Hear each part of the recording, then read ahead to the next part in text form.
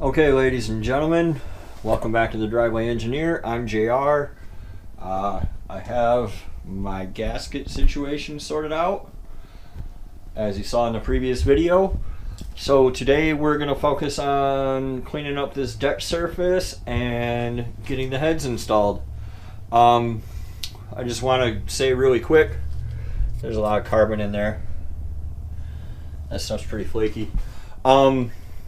I just want to say really quick, if you're here to build race engines that last at 9,000 RPM for, 15 minutes at a time, you're probably in the wrong place. If you're here to see how exactly what's found inside of a $200 junkyard engine and what challenges a guy might come across when he tries to use it as is, then you're in the right spot. That head is on right now. I'm going to have to take it off to correct the gasket. So I'll probably cut that part of the video out because it'll be pretty lengthy otherwise. But otherwise, you're going to see the whole thing right here as is. I'm going to button it up at least to the long block with the oil pan, pump, and pickup, and the O-ring and everything. If you ever wondered what to do while you're at it, you're about to find out. So let's get started.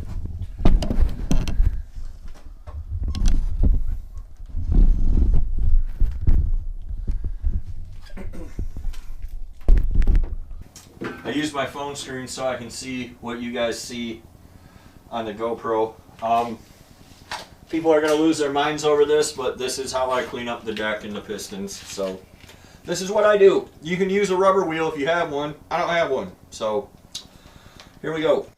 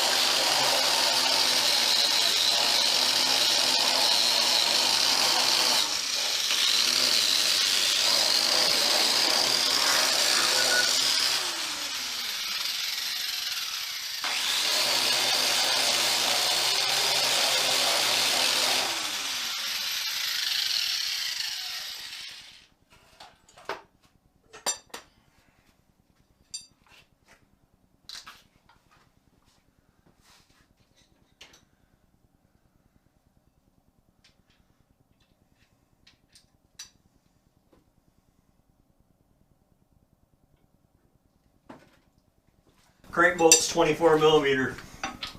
I think the very early car stuff was 18, but don't quote me on it.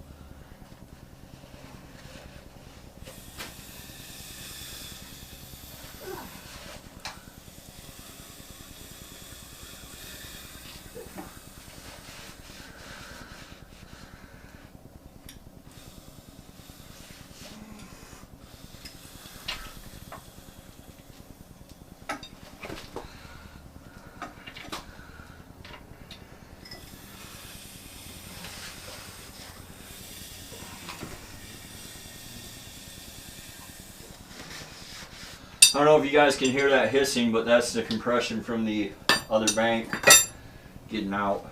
And if that little tidbit upset you, you probably really don't want to watch the rest of this. Here we can see that something's been on a merry little journey through this engine before. I think one of the ones on the other side was like that too. And I would hazard a guess that's probably the chunk of that piston and the piston ring. I found pieces of the ring throughout the engine. I never found any of the chunk of piston. I imagine it just went out in the tailpipe.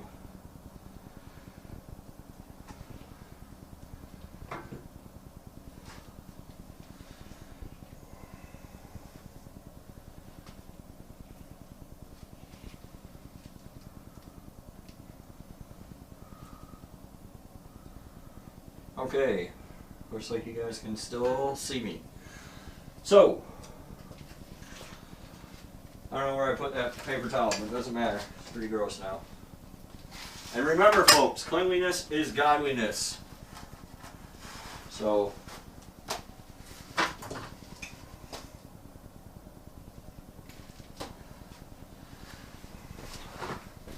I mean, I know the comment section will be as fun as always, but what the comment section won't do is come back when this thing's running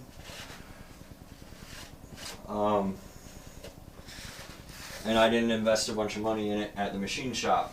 And that's, people say silly stuff like, well, it'd be a shame to have to tear that down and rebuild it later because you didn't rebuild it now. What you're not understanding is I'm never going to tear it down and rebuild it later. If it eats a piston, I will get another one and jam it in there just like I did this one. If it throws a rod, I'll go to the junkyard and get another engine for $220. So, you know, the critic's next move would be, well, my time's money and I don't have time for all that and do. Whatever. If you're counting your time spent on this as money wasted, you're in the wrong hobby. I've said that before. I will say it again and again and again. It's not about the time. I should have cleaned this bench, and yet I found these dowels easily enough. Look at that. It's not about the time because I enjoy this time right here. I enjoy this time away from my day job where I argue about threads and pieces of Velcro and glue and just stupid crap that's going to go into your vehicle that you're never even going to look at. But I still have a job to do. Still got to do my duty.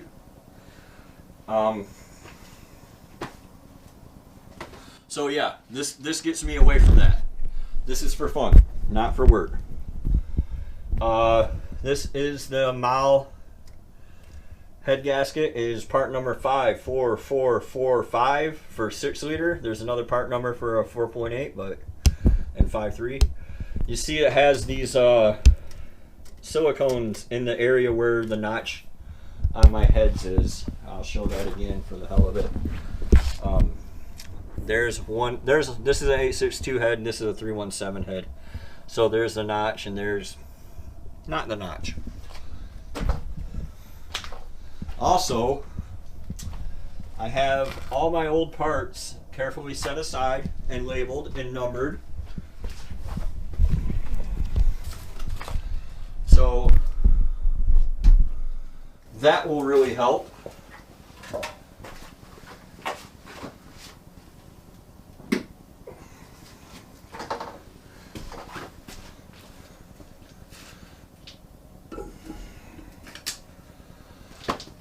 Ta-da! Somebody shared a video in the group today of some poor guy struggling like crazy to get his heads in. I felt bad for him.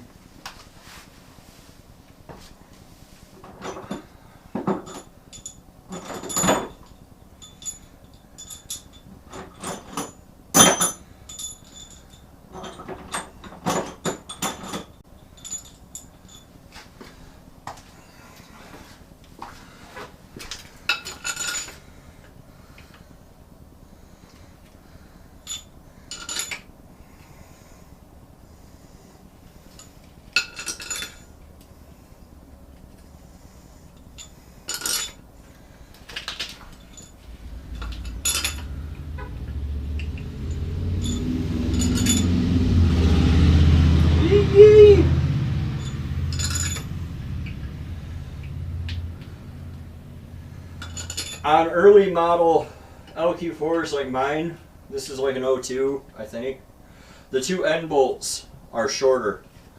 They're called medium length because they're not as tiny as the actual literal tiny bolts.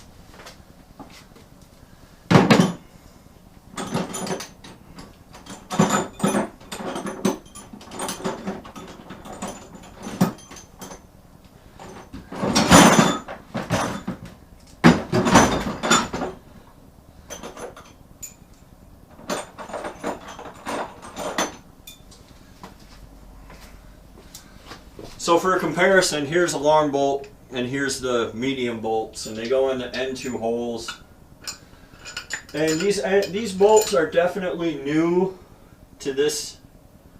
They've never been in these holes before, so they're kind of newish.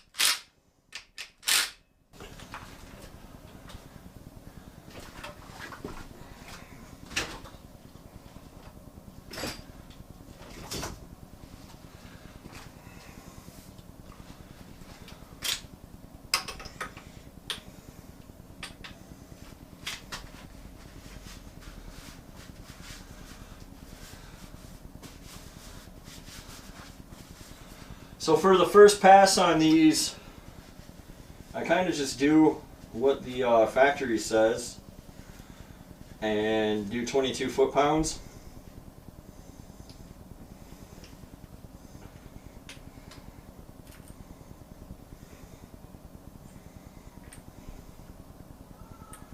Ish. All this stuff that people think matters so much, like, for you, if you're watching this channel because you don't already know what to do, doesn't matter. If you're going land speed racing, it might matter, but you're not. You're just trying to put a little more horsepower in your sweet IROC or C10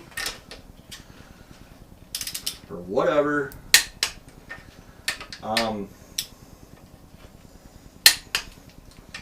And it doesn't matter if you go to 25 foot-pounds instead of 22. It's never gonna break the build. So for my next pass, sometimes I do the 90-90. Sometimes I lose my mind and go straight to like 70 foot-pounds. I think I'm going to take these to like 70, oh, that looks like 77. That is 77 foot-pounds, stage 2, big bolts.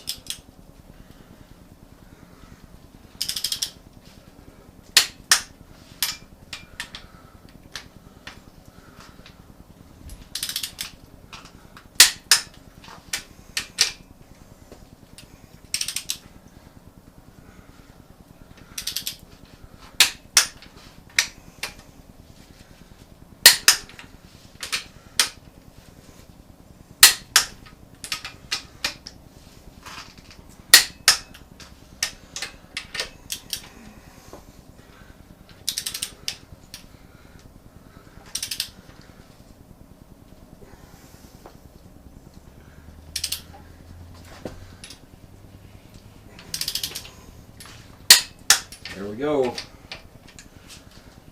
That one was getting a little worrisome.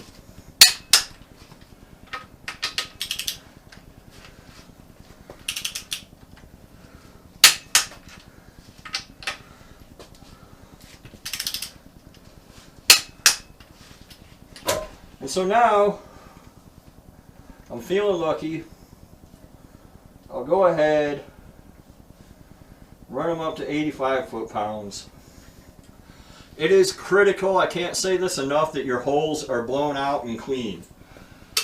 When people are breaking bolts, new or old, it's because these holes aren't clean.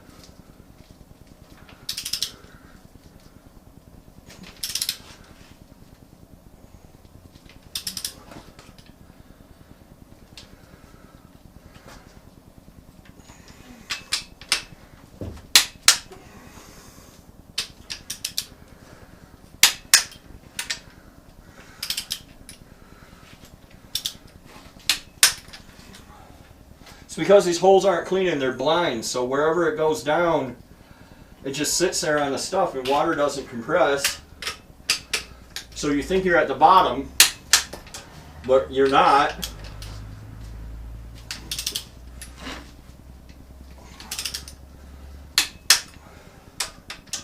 And something's got to give.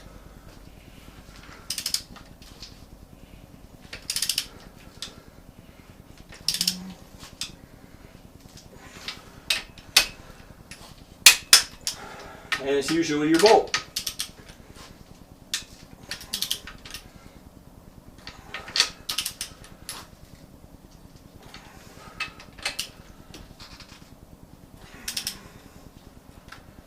So not all of those went to 85. I gave up, I bitched out on some of them, whatever.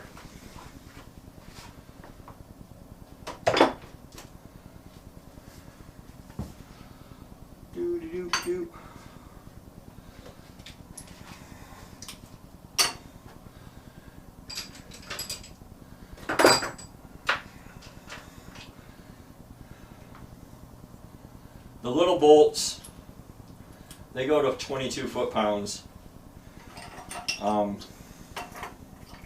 Honestly, I just kind of jam them in there and leave them be.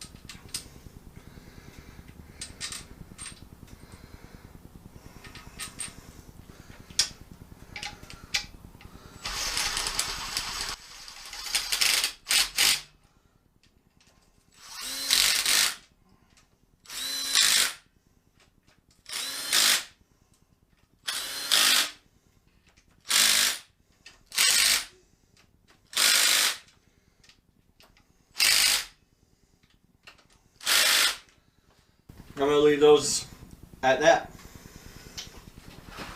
Woo.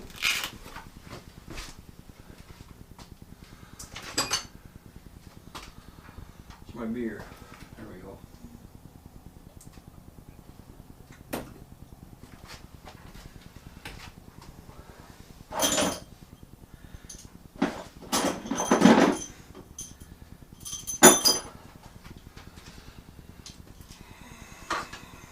Go through a lot of shop towels. I buy these things by the case.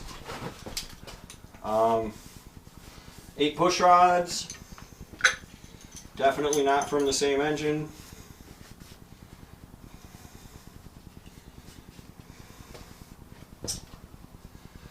I forgot my secret sauce here.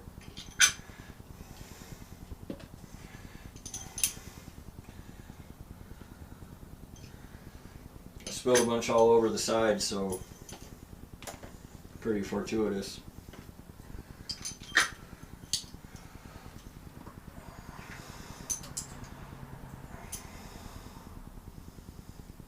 So I'm sure And you guys can do like whatever you think is best, right? If you think it's best to get all new push rods, then get all new push rods. If you think it's best to have a machine shop assemble this for you in like a clean room kind of situation, then do that. I'm just telling you, like, experience shows that's not necessary. I am slopping this everywhere and don't really care today. So, you know, make your own call. I'm just here to give you information, try to help you make an informed decision, and provide a little entertainment.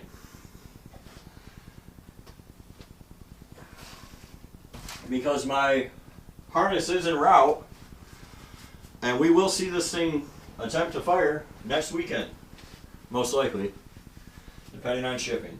So,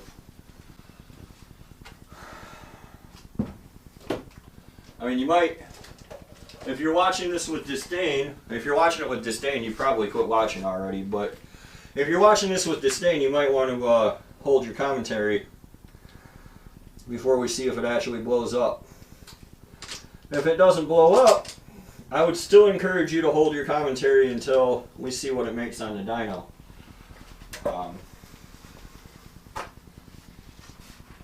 Which is tentatively scheduled for sometime around Thanksgiving, but we'll see.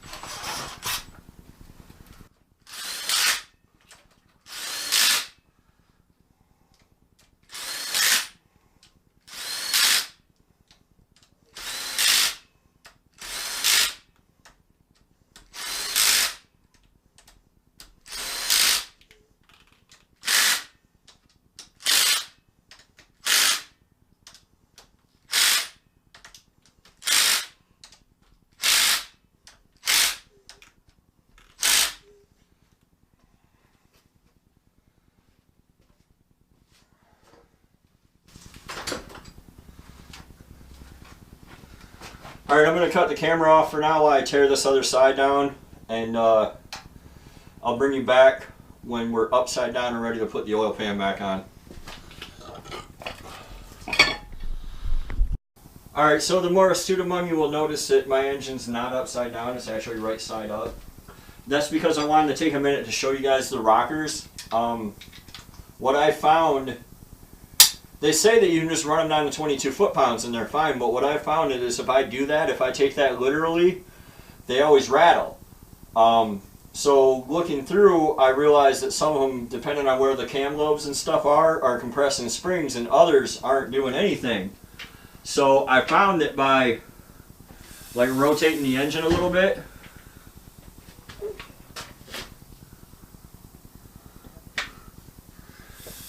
you can work the cam around and you'll get different results on different rockers. So what I do is I move it around a little bit to take the pressure off the ones that had springs and put the pressure on others. And then I go through and I check them, and usually I find one or two that's loose. Of course, now that I'm doing it on video, they're all fine. But it's still good to double check, I guess. Why the hell not? Even if you look like a fool. That one was loose, but not much. I mean, maybe this is a stock cam, stock spring deal. I've never done this. I've never just put one together with stock spring and cams or stock cam and springs and run it. It might just be an aftermarket cam thing.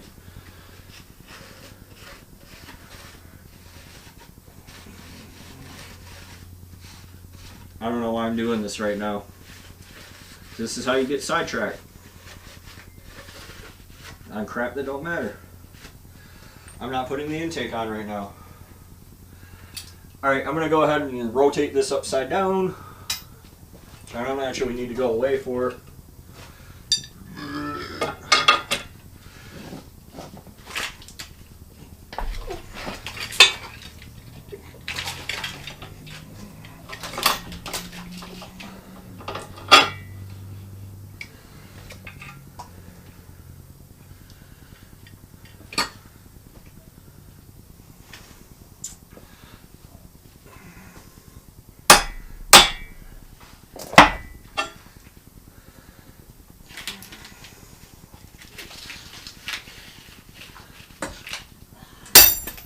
I'd like to do the same thing down here, but I'm not going to be able to. Hit it with a wire wheel and go about my life.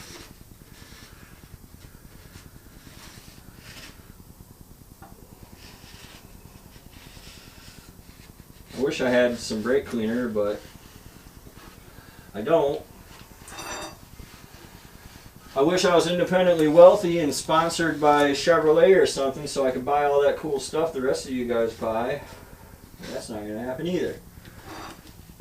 So, what is going to happen is I'm going to take this razor blade. It's not for my coat, it's for cleaning this crap up.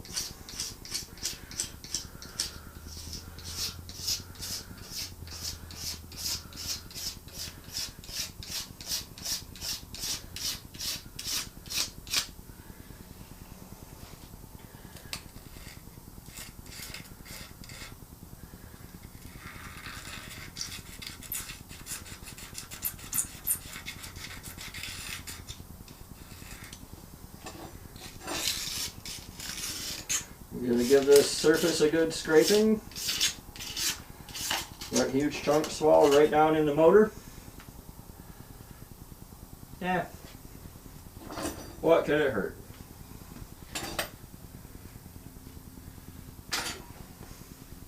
I'm just kidding. I'm going to get that out. Probably. Maybe. Whatever. Good enough. This thing was running like this before on 7 cylinders, so should be lovely now.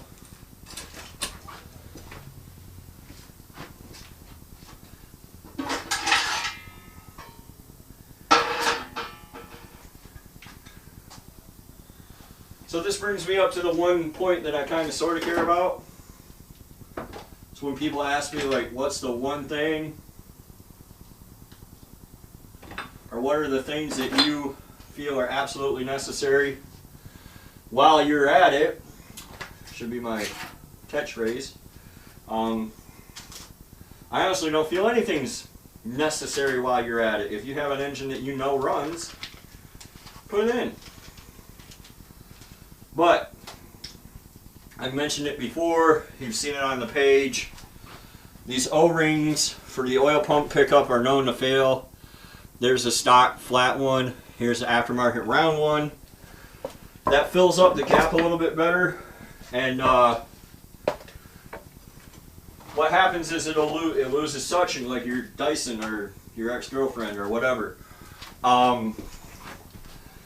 So you start sucking air and then you rev it up and it revs up and it seems pretty cool, and then it's not again, and you can't figure out why. When it idle, you know, it'll idle at like 3 psi or something. Then you hit it and it shoots up to, I don't know, 40, something ridiculous. It's because that O-ring has failed. So at higher volume, you know, at higher RPM, it has more volume. It's pumping more.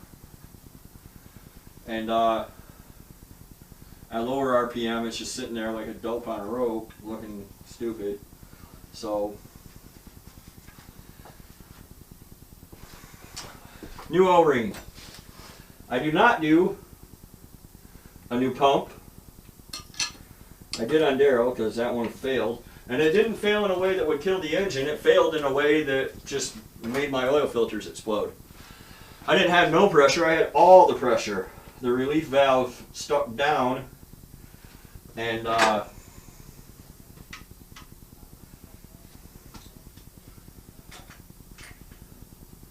so I had like 200 pounds of oil pressure every time I crank it up.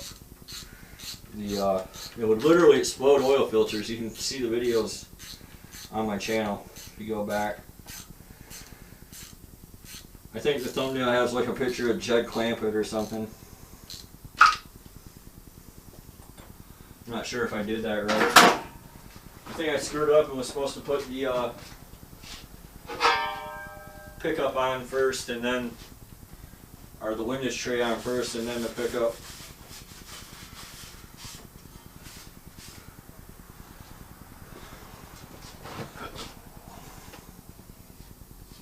Yeah, I did that backwards. This has been sitting in the back of my truck for a week. That's why it's all rusty. It rained that entire week also.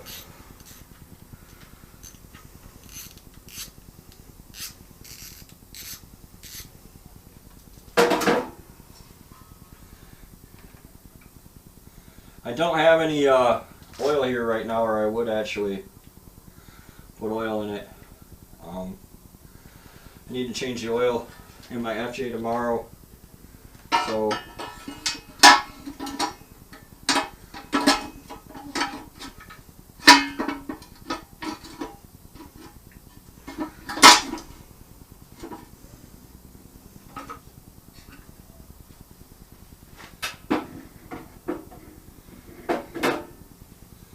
I got this thing upside down like a fool.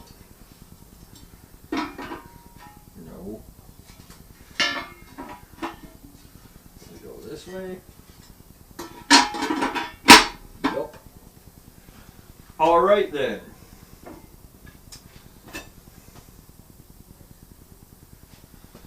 I had some guy in the comments the other day, like, you're no mechanic, like it was some kind of insult. Like, no, I'm not. I'm not a mechanic. I'm just a guy in the world. That's all that I'll ever be.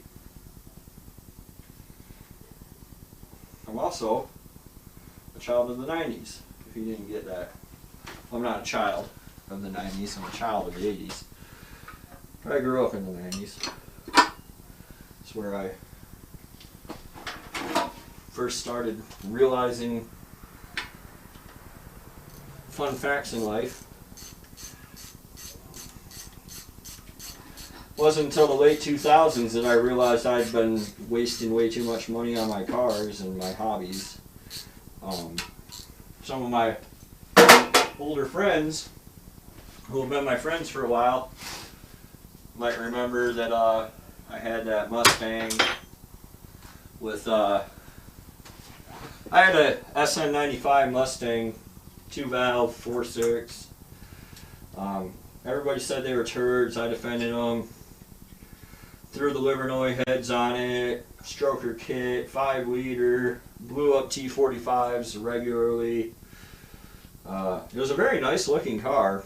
Eventually with a Novi 2200 it wound up at like 510 rear horsepower, 10 rear horsepower, something like that. I mean, it was no slouch, but later on in hindsight in life I realized, like, what was I thinking? What was I doing? Why was I spending so much of my money on this thing? It just really didn't perform all that well in the grand scheme of things. But back then, LS engines were pretty new. Well, I guess they weren't new, they were kind of out of production, but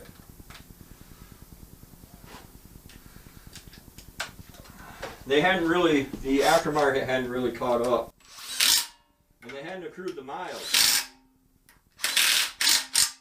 Nothing had. Like, I bet I could build a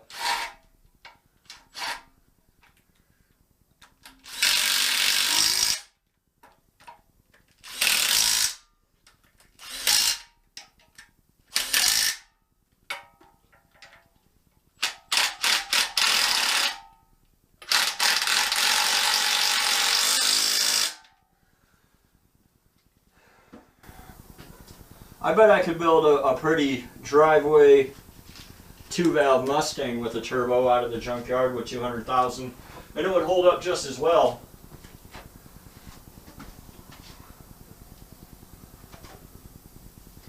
The problems with the other stuff, the other brands, is that you know, with the modular, the main problem is how physically big it is. A modular would be way out here. They're just terrible to work with.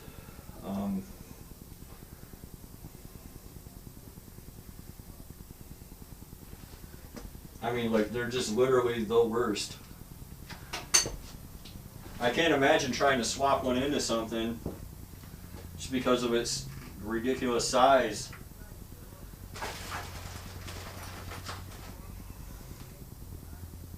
I mean, I know there's people out there that have no choice or whatever, but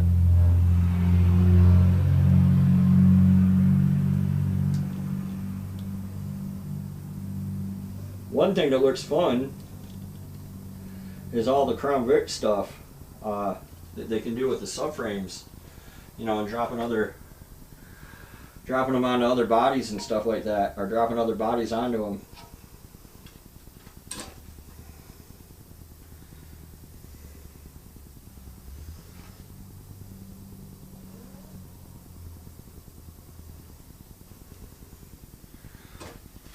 I give up on this. My silicone is silicant.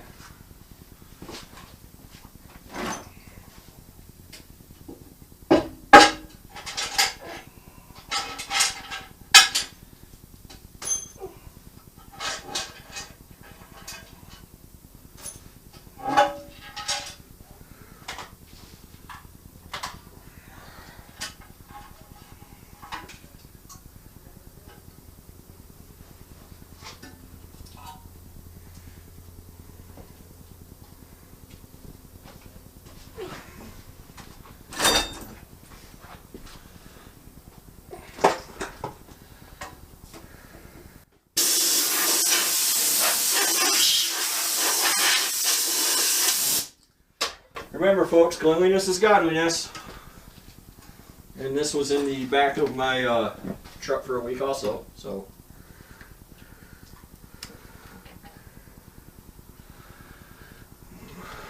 Drop it right on there like that.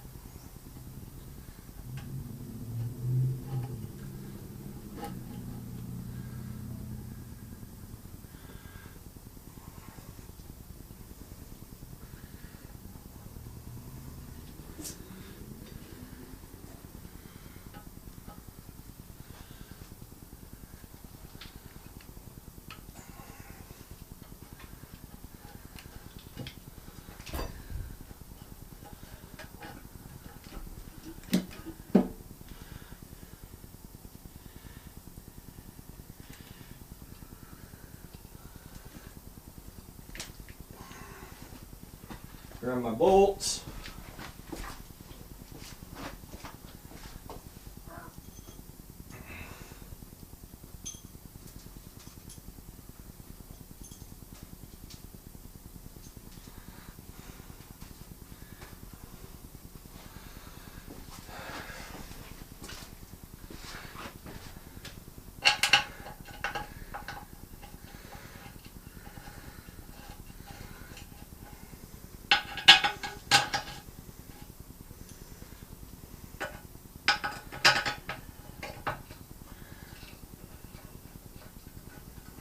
Getting these bolts through the little rubber grommets is a bit challenging at times.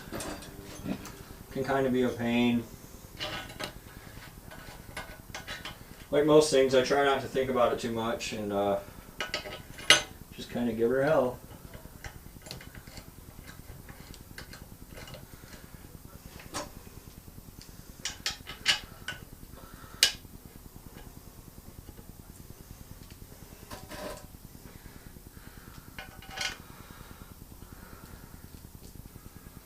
There's like 1 million pan bolts. It's kind of insane.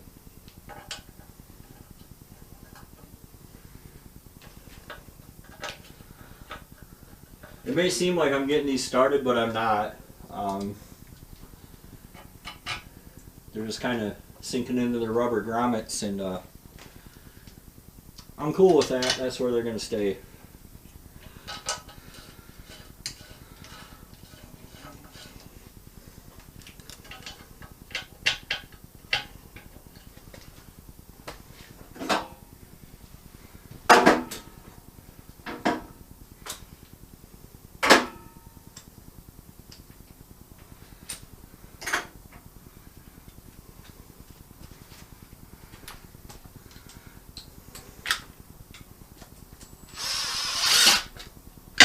Alright, that one caught something.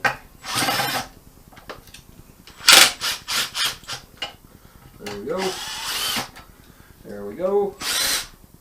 There we go. Obviously you want to get them all started before you run any all the way down.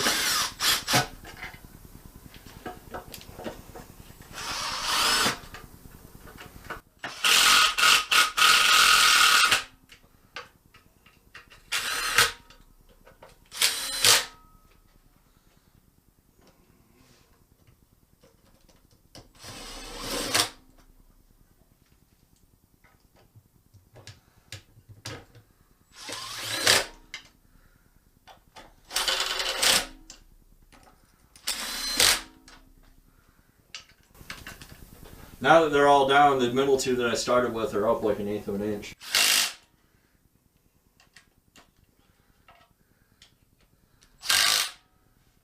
That's why it's important to do the proper torque and the proper sequence. Like I always do.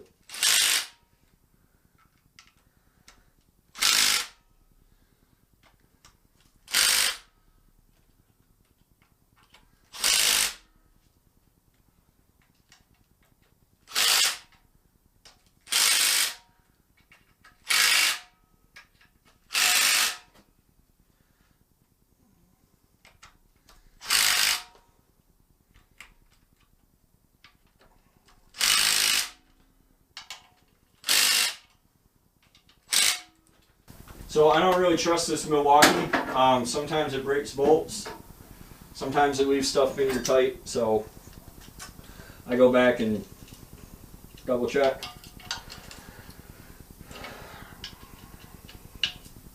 These are all pretty tight. As long as you got in the middle, who really cares about the ends anyway?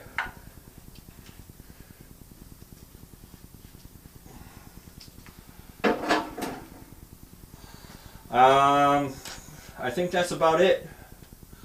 I think I'm going to call it a wrap with this one for this weekend. I've mentioned this before. This is your oil level sensor, by the way. That just occurred to me right now. What else do I got here? Oh yeah, I don't want to put that in.